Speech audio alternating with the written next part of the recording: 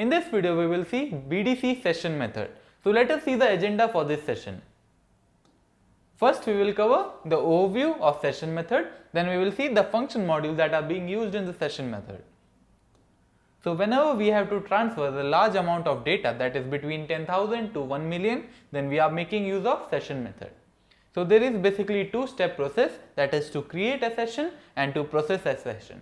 So session is basically, it contains a group of records itself which has to be transferred into SAP.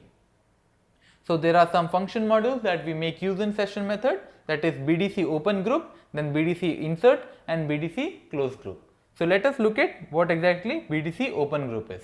So here this function module is to use to create a session with the below parameters. So it is creating our session here. So the parameter used is client number, username, group name, keep and hold date. So here we are using keep as X, which specifies the session to be available in the session queue for processing at a later point of time.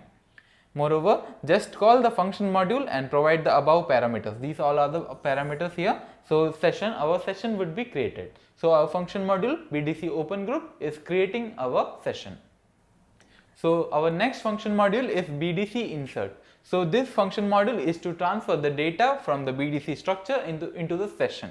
So just call the function module and provide the transaction code name and BDC internal table name. Then we have BDC Close Group. This function module just closes the session which was opened by our BDC Open Group.